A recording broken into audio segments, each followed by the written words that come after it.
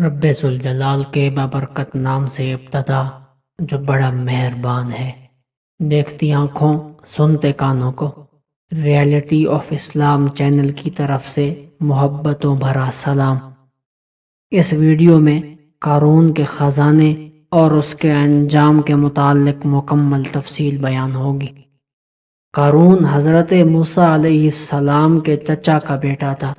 بہت ہی شکیل اور خوبصورت آدمی تھا، اسی لیے لوگ اس کے حسن و جمال سے متاثر ہو کر اس کو منور کہا کرتے تھے۔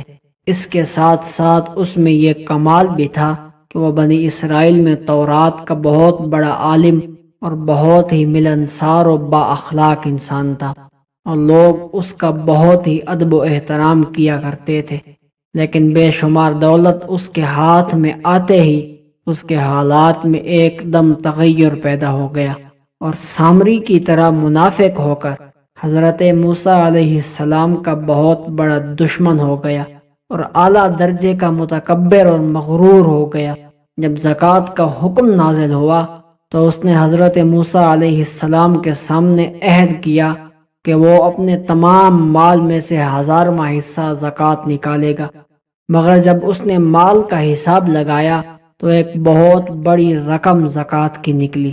یہ دیکھ کر اس پر ایک دم حرص و بخل کا بھوت سوار ہو گیا، اور نہ صرف زکوٰۃ کا منکر ہو گیا بلکہ عام طور پر بنی اسرائیل کو بہکانے لگا کہ حضرت موسیٰ علیہ السلام اس بہانے تمہارے مال کو لے لینا چاہتے ہیں۔ یہاں تک کہ حضرت موسیٰ علیہ السلام سے لوگوں کو متنفر کرنے کے لیے اس خبیث نے یہ گندی اور گھنونی چال چلی کہ ایک عورت کو بہت زیادہ مال و دولت دے کر آمادہ کر لیا کہ وہ آپ پر بدکاری کا الزام لگائے۔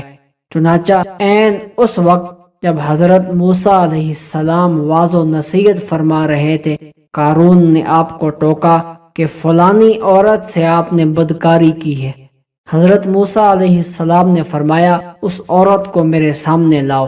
چنانچہ وہ عورت بلائی گئی تو حضرت موسیٰ علیہ السلام نے فرمایا، اے عورت، اس اللہ کی قسم جس نے بنی اسرائیل کے لیے دریا کو پھاڑ دیا اور عافیت و سلامتی کے ساتھ دریا کے پار کرا کر فرعون سے نجات دی، سچ بتا واقعہ کیا ہے؟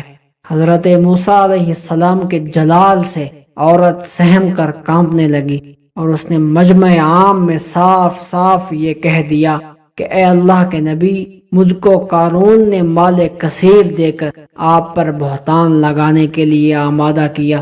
تو اس وقت حضرت موسیٰ علیہ السلام آبدیدہ ہو کر سجدہ شکر میں گر پڑے، اور بحالت سجدہ آپ علیہ السلام نے یہ دعا مانگی کہ اے اللہ، قارون پر اپنا قہر و غضب نازل فرما۔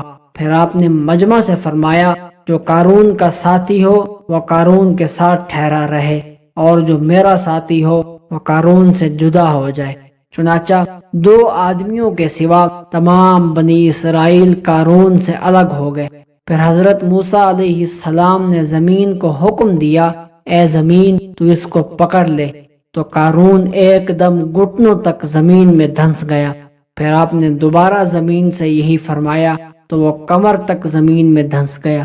یہ دیکھ کر قارون رونے اور بلبلانے لگا اور قرابت و رشتہ داری کا واسطہ دینے لگا، مگر آپ نے کوئی التفات نہ فرمایا، یہاں تک کہ وہ بالکل زمین میں دھنس گیا۔ 2 آدمی جو قارون کے ساتھ ہوئے تھے لوگوں سے کہنے لگے، حضرت موسیٰ علیہ السلام نے قارون کو اس لیے دھنسا دیا ہے تاکہ قارون کے مکان اور اس کے خزانوں پر خود قبضہ کر لیں۔ تو آپ علیہ السلام نے اللہ تعالیٰ سے دعا مانگی، قارون کا مکان اور خزانہ بھی زمین میں دھنس جائے۔ چنانچہ قارون کا مکان جو سونے کا تھا اور اس کا سارا خزانہ سبھی کچھ زمین میں دھنس گیا۔ اس عبرتناک واقعہ سے ہمیں یہ درس ملتا ہے کہ اللہ تعالیٰ مال و دولت عطا فرمائے تو اس فرض کو لازم جانے کہ اپنے اموال کی زکوٰۃ ادا کرتا رہے، اور ہرگز اپنے مال و دولت پر غرور اور گھمنڈ کر کے نہ اترائے، کیونکہ اللہ تعالیٰ ہی دولت دیتا ہے، اور جب وہ چاہتا ہے پل بھر میں دولت چھین بھی لیتا ہے۔